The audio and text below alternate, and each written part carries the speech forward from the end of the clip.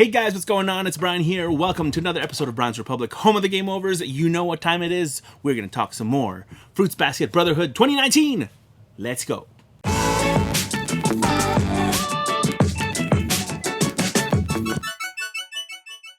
Well, another episode is done, and it is New Year's time, and guess what? We get to see another Soma reveal themselves in this episode. But before we do that, let's go and rewind back to the beginning of the episode where we find Uo and Hana-chan getting ready for New Year's with Tohru, and they're getting their shopping done and whatnot, and they both are concerned for Tohru's well-being during New Year's. And of course, Tohru being selfless, she says, don't worry about me, we're about you and your family. And she wants to make sure that her friends don't worry about her. Now, it's kind of weird that, I guess it's probably the fact that Tohru is a house guest. She asks Shigure if she can stay for the New Year's in their house, which she already lives in. Something might be lost in translation for me there on why she's asking, but she lets on that her granddad is actually going to be going to Hawaii with the rest of his family. So he's telling Tohru, yeah, we're not gonna hang out with you, Tohru. She asks Shigure, can she stay for the New Year's? They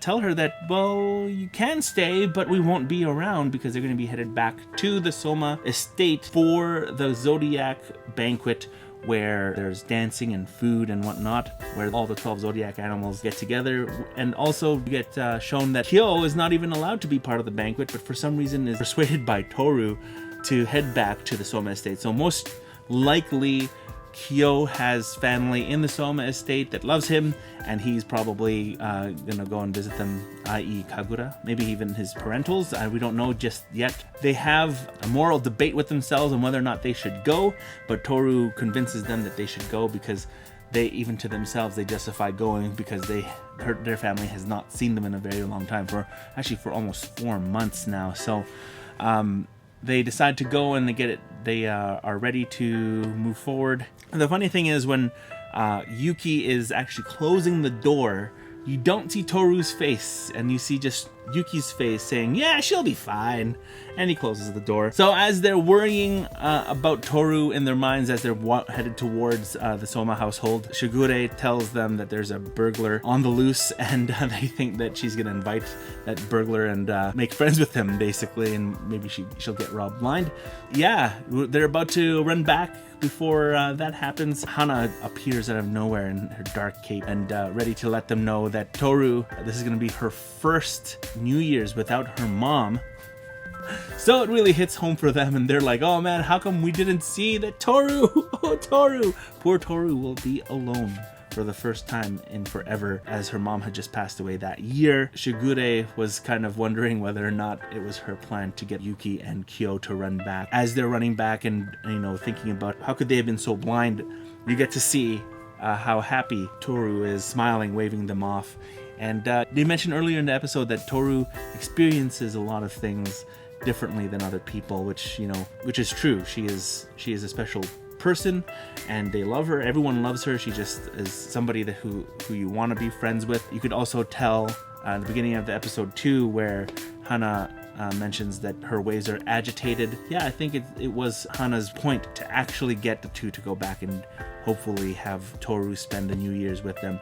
As they arrive home, and as they yell out in their brains, I don't know if it's in their brains or they're yelling at each other, I want to go home, or something like that. They end up reaching home, and Tohru is there all alone. Oh man, just tears. She has her mom's picture, and she has some, I guess, a tea mug and enka playing in the background. And enka is a traditional style Japanese music playing in the background, and she's wondering why they're back. And she doesn't show that emotion that she's no longer alone, but you could tell that she's actually happy that she's going to spend the New Year's with them. As the episode finishes off, Aikido is walking in their Zen garden, barefoot in the middle of the evening, and Hattori is telling Aikido that's not healthy. So you could tell that Aikido is a little bit careless, a little bit unstable, if you will. And also, as Shigure arrives in the Soma Mansion, he is greeted by Hasan, which is Hattori, and Hakun, which is the younger, Soma that you see in the credits later on, has white hair and black hair underneath. Hakun actually asks Shigure where both Kyo and Yuki are, and alludes that Kagura and Aikido is not going to be happy at all that they're not there, alluding to the fact that they're trying to run away from something. But Shigure obviously tells them that that's not the case, that they didn't come because of their running away, but they're more taking care of their friend Tohru. They end up meeting up with Momiji as well, and as the scene continues, you see Shigure turn evil, that he has evil eyeballs, saying that Aikido is going to reap what Aikido sows, and unfortunately this is what they get for doing what they're doing, which we don't know what really, because Shigure is actually very, very, very mysterious in this portion. We cut back to Shigure's house with Tohru and Kyo as they're enjoying their mochi and their New Year's soba noodles. As the phone rings, she's being scolded by the two for choking on mochi. And Uo is giving her a call, making sure that she's okay.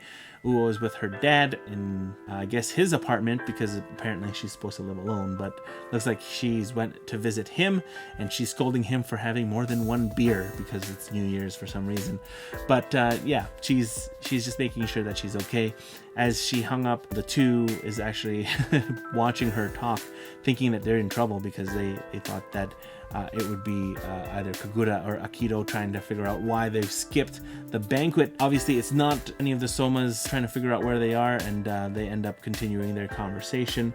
They actually let Tohru know that they met up with Hana halfway towards the Soma Mansion, and makes sure that she knows why they're there. It's because of Hana letting them know that she would be spending the New Year's alone. And Tohru says, I'm sure that I'm gonna have to give her a call first thing in the New Year's. Hana breaks the fourth wall and says, oh, I'm waiting for that phone call.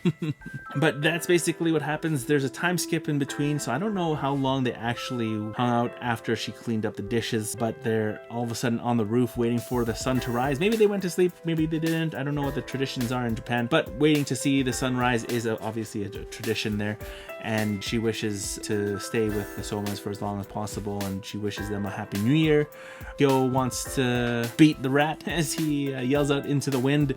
And yeah, I think that is basically where the episode kind of ends. Kind of like a recap show of how much Tohru wants to be with the Somas, and just shows how lonely she is, how lonely she's going to become, as that kind of shows a little bit while they're running towards her. But it's just another piece where we think that it's just a clip show, but there are consequences to Yuki and Kyo's absence, especially on one of the most important days for the Soma family, considering that the Somas are cursed with the zodiac animals of the Chinese zodiac for every year, right? So we will see.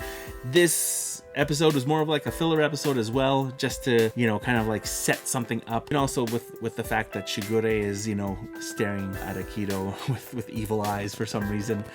You could tell that something's brewing. We're gonna see more of that in the upcoming episodes. So yeah, I think that's this episode in a nutshell. Hopefully you guys enjoyed this episode. Let me know if you think I missed anything in the comment section down below. Do you eat mochi for New Year's? It's not even New Year's anymore. It's like it's May. It's kind of weird when you're watching anime and they're celebrating like Christmas or New Year's during the year when you're watching it. But if you guys like this video, please consider hitting that like button. Hit that subscribe button if you want to see more. Hit that notification bell if you want to know when I post these videos.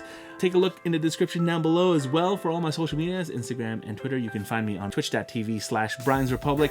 And I think that is it for my video today, guys. I appreciate every minute that you guys spend with me here. Thank you so much for hanging out with me. I hope you guys have a great night, a great day wherever you are in the world. Again, my name is Brian. This has been another episode of Brian's Republic, home of the game overs, talking about Fruits Basket Brotherhood. We'll talk to you guys soon.